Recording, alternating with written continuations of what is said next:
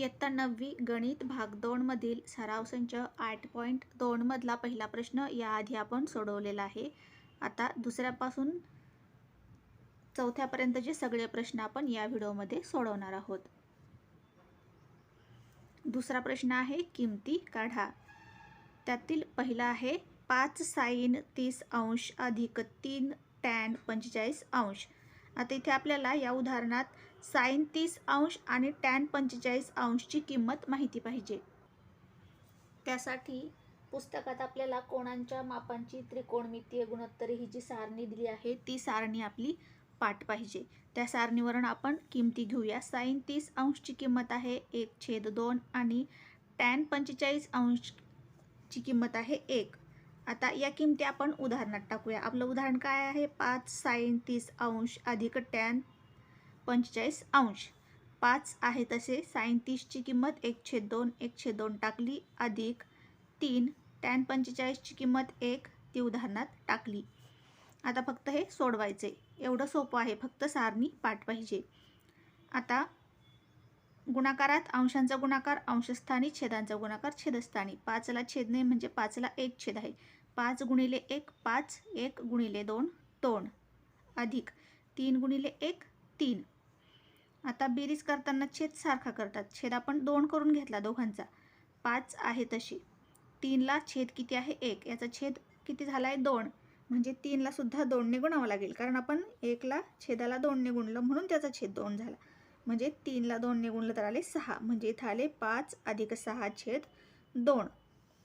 आता 5 अधिक 6 ही बेरीज केली आली 11 छेद 2 आहे तशी. म्हणजे आपल्याला उत्तर काय मिळालंय? 11 छेद 2. आपल्या 5 sin 30 अंश अधिक tan 3 tan 45 अंशची किंमत आली 11 छेद 2.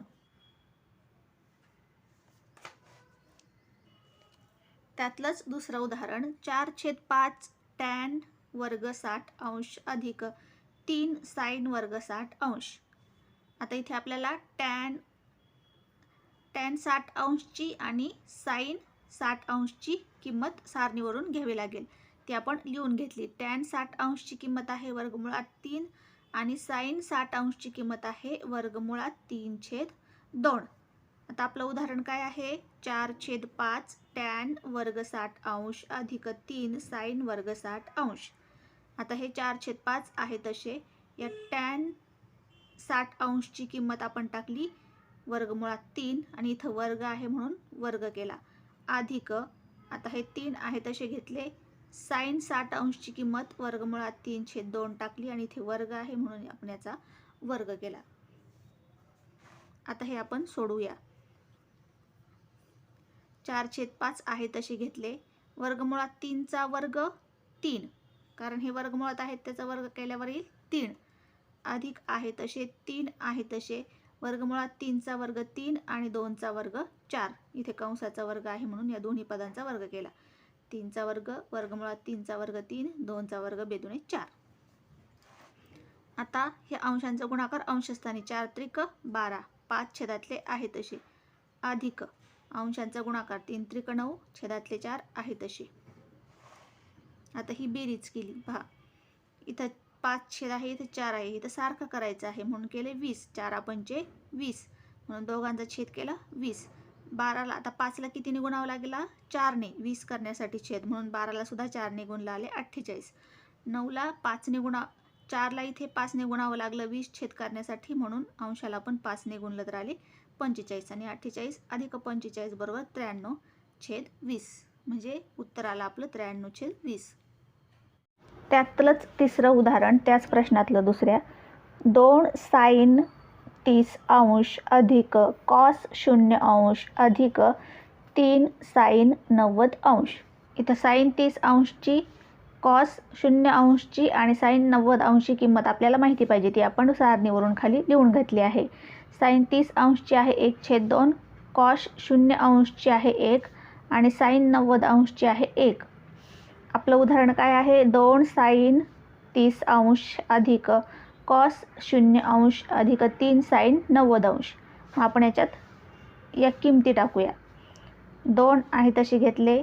साईन 30 अंशची किंमत आहे 1/2 म्हणून ती लिहून घेतली, अधिक कॉस 0 अंशची किंमत इथं 1 आहे म्हणून 1 लिहून घेतली, अधिक 3 आहे तसे आणि साईन 90 अंशची किंमत 1 आहे म्हणून ती 1 लिहून घेतली. इथे 2 आणि 1/2 मध्ये चिन्ह नाही म्हणजे गुणाकाराचं चिन्ह आहे, म्हणजे हे 2 ह्या 2 सोबत कट होतील कारण हे अंशातले आहेत आणि हे छेदातले आहेत. 2 सोबत 2 कट झाले तर काय राहिला फक्त 1, अधिक हा 1 अधिक 3 1 3 आणि 1 अधिक 1 2 2 अधिक 3 5. उत्तर आलं आपलं 5. पुढचं त्यातलंच चौथं उदाहरण, टॅन 60 अंश छेद साईन 60 अंश अधिक कॉस 60 अंश.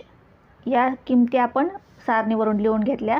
टॅन 60 अंशची वर्गमुळात 3, साईन 60 अंशची वर्गमुळात 3/2 आणि कॉस 60 अंशची 1/2. उदाहरण आहे आपलं टॅन 60 अंश छेद साईन 60 अंश अधिक कॉस 60 अंश. आता यांच्या किमती आपण टाकल्यात पहा. टॅन 60 अंशची वर्गमुळात 3, साईन 60 अंशची वर्गमुळात 3/2 अधिक कॉस 60 अंशची 1/2. आता हे आपण सोडवायचं आहे. हे वर्गमुळात 3 वरचे आहे तसे. आता यांचा छेद दोन्हींचा समान आहे म्हणून तो एकत्र केला आणि हे वर्गमुळात 3 अधिक 1 यांची बेरीज होईल. छेद सारखा असताना फक्त अंशांची बेरीज होते म्हणून यांची बेरीज मांडली. आता हे पहा, हे वरती वर्गमुळात 3 आहेत आणि छेद म्हणजे हे भागिले आहेत खालचे त्याला, म्हणून आपण अशी मांडणी करून घेतली. वर्गमुळात 3 भागिले हे वर्गमुळात 3 अधिक 1/2. आता हा भागाकार कसा करतात? भागिले उलट गुणिले, म्हणजेच वर्गमुळात 3 आहे तसे घेतात, भागाकाराचं चिन्ह गुणाकारात आणि याचा व्यस्त घेतात, म्हणजे 2 अंशस्थानी आणि हे छेदस्थानी, म्हणून 2 आपण अंशस्थानी घेतले आणि हे छेदस्थानी घेतले. आता पहा, गुणाकारात काय करतात? अंशांचा गुणाकार अंशस्थानी, छेदांचा गुणाकार छेदस्थानी. मग अंश काय आहे?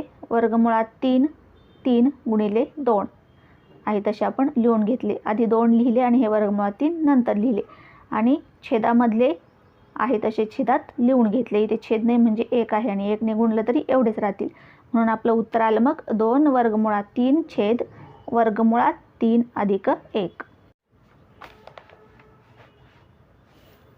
दुसऱ्याच प्रश्नातलं 5वं उदाहरण, कॉस वर्ग 45 अंश अधिक साईन वर्ग 30 अंश. आता कॉस 45 अंशची किंमत 1/2 आणि साईन 30 अंशची किंमत 1/2 ही आपण सारणीवरून लिहून घेतली. आपलं उदाहरण आहे कॉस वर्ग 45 अंश अधिक साईन वर्ग 45 अंश. आता कॉस 45 अंशची किंमत 1/2 लिहिली, इथं वर्ग दिला आहे म्हणून वर्ग केला, अधिक साईन 30 अंशची किंमत 1/2 लिहून घेतली, इथं वर्ग दिला आहे म्हणून वर्ग केला. आता हे सोडवूया. 1चा वर्ग 1, 2 वर्गमुळात 2चा वर्ग 2, इथं कंसाचा वर्ग आहे म्हणून आतल्या प्रत्येक पदाचा वर्ग केला, अधिक कंसाचा वर्ग आहे म्हणजे आतल्या पदांचा वर्ग करायचा. 1चा वर्ग 1, 2चा वर्ग 4. आता इथं छेद सारखा केला, काय होईल? 4 होईल. आता इथं 2 आहे छेद, इथं 2ला 2 ने गुणावं लागलं म्हणजे 1ला सुद्धा 2 ने गुणलं म्हणून इथं 2 1 2, अधिक इथं 4 होता, याला कशालाच गुणावं लागलं नाही म्हणून 1 आहे तसा घेतला, म्हणजे 2 अधिक 1 आले. छेद आपण 4 केला होता. आता 2 अधिक 1 3 आणि छेद आहे तसा लिहून घेतला, म्हणजे आपलं उत्तर आलं 3/4. पुढचं 6वं उदाहरण, कॉस 60 अंश गुणिले कॉस 30 अंश अधिक साईन 60 अंश गुणिले साईन 30 अंश. आता कॉस 60 अंशची किंमत सारणीवरून घेतली आपण 1/2, कॉस 30 अंशची किंमत सारणीवरून घेतली वर्गमुळात 3/2, साईन 60 अंशची वर्गमुळात 3/2 आणि साईन 30 अंशची 1/2. या सारणीवरून आपण किमती लिहून घेतल्या. नंतर उदाहरण काय आहे आपलं ते लिहून घेतलं. आता या उदाहरणामध्ये आपल्याला या किमती टाकायच्या आहेत. कॉस 60 अंशची किंमत 1/2 टाकली, गुणिले कॉस 30 अंशची वर्गमुळात 3/2 अधिक साईन 60 अंशची वर्गमुळात 3/2 गुणिले साईन 30 अंशची 1/2. आता फक्त हा गुणाकार आणि बेरीज आपल्याला करायची आहे. आता अंशांचा गुणाकार अंशस्थानी, छेदांचा गुणाकार छेदस्थानी. वर्गमुळात 3 गुणिले 1 वर्गमुळात 3, 2 गुणिले 2 4, अधिक 3 गुणिले 1 वर्गमुळात 3 गुणिले 1 वर्गमुळात 3 2 गुणिले 2 4. आता छेद सारखा आहे म्हणून एकत्र लिहून घेतला आणि अंशांची बेरीज केली. वर्गमुळात 3 अधिक वर्गमुळात 3. आता हे 1 वर्गमुळात 3 आणि हे 1 वर्गमुळात 3 म्हणजे किती झाले 2 वर्गमुळात 3. इथे आहे 1 इथे आहे 1 यांची बेरीज झाल्यावर किती येईल 2 वर्गमुळात 3.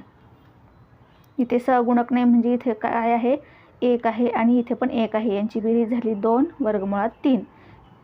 छेद आहे तसा खाली घेतला. आता या 2ने 4ला भाग दिला.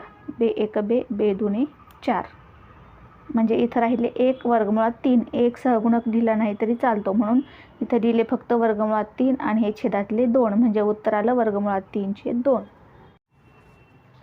दुसरं उदाहरण किंवा दुसरा प्रश्न संपला. आता तिसरा प्रश्न.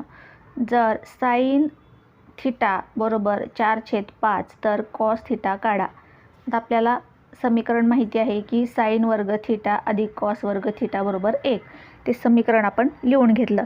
आता या समीकरणामध्ये आपण साइनची किंमत टाकली तर कॉसची किंमत आपल्याला काढता येणार आहे. साइन थिटाची किंमत टाकली आपण 4/5 आणि याचा वर्ग आहे म्हणून इथं लिहिला वर्ग आणि कॉस वर्ग थिटाची काढायची म्हणून आहे तसं लिहून घेतलं आणि 1 इकडे आहे तसा लिहून घेतला. आता याचा वर्ग केला. 4 चौक 16 5 5 25. कॉस वर्ग थिटा आहे तसं लिहून घेतलं 1 आहे तसा लिहून घेतला. आता हे कॉस वर्ग थिटा आपण इथं ठेवलं. हे 16/25 बरोबर चिन्हाच्या इकडे घेतले. ते इथं अधिक आहेत तर इकडे आल्यावर वजा होतील म्हणून हा 1 आहे तसा आणि हे वजा 16/25. आता कॉस वर्ग थिटा बरोबर इथं 25 इथं वजाबाकी आपण कशी केली 2चा छेद 25 केला. आता याचा छेद 25 केला. एकाचा म्हणल्यावर 1ला सुद्धा 25ने गुणलं म्हणून इथे झाले 25 वजा 16 आहे तसे आणि 2चा छेद 25 केला म्हणून छेद 25 लिहिला. आता ही वजाबाकी केली. 25 मधून 16 गेले खाली राहिले 9 आणि छेद 25 आहे तसे. आता कॉस वर्ग थिटा बरोबर मिळाला आपल्याला 9/25. आपल्याला कॉस थिटाची किंमत काढायची आहे. इथं वर्ग नको आहे म्हणून कॉस थिटा यांचं वर्गमूळ घेतलं.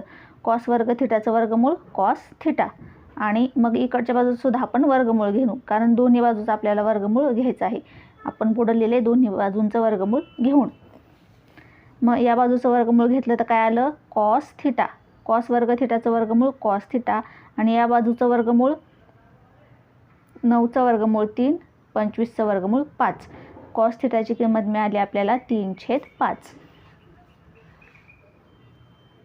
चौथा आणि शेवटचा प्रश्न. कॉस थिटा बरोबर 15/17 तर साइन थिटा काढा. आता हे समीकरण आपल्याला माहिती आहे. ते समीकरण आपण लिहून घेतलं. साइन वर्ग थिटा अधिक कॉस वर्ग थिटा बरोबर 1. यामध्ये आपण दिलेली कॉसची किंमत टाकली तर साइनची किंमत आपल्याला काढता येणार आहे. मग साइन वर्ग थिटा आहे तसं लिहून घेतलं. कॉस थिटाची किंमत टाकली आणि इथं वर्ग होता म्हणून वर्ग लिहून घेतला. कॉस थिटाची किंमत आपल्याला दिली 15/17 आणि इथं वर्ग आहे म्हणून वर्ग लिहिला. बाजूचा 1 आहे तसा लिहून घेतला. तर साइन वर्ग थिटा बरोबर हे 15/17 आपण बरोबर चिन्हाच्या इकडे घेऊया. 15/17चा वर्ग आपण बरोबर चिन्हाच्या इकडे घेतला तर हा 1 आहे तसा आणि हे इथं अधिक होते म्हणून इकडे आल्यावर वजा झाले. वजा 15/17चा वर्ग.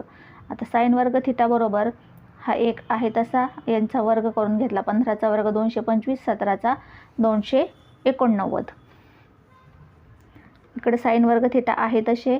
आता इथं छेद समान करून घेतला. एकाचा छेद पण 289 केला. छेदाला 289ने गुणलं तर अंशाला सुद्धा म्हणजे एकाला सुद्धा 289ने गुणावं लागतं म्हणून याला 289ने गुणलं तरी झाले 289.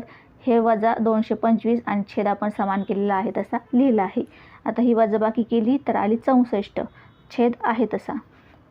आता हे किंमत कशाची भेटली आपल्याला साइन वर्ग थिटाची.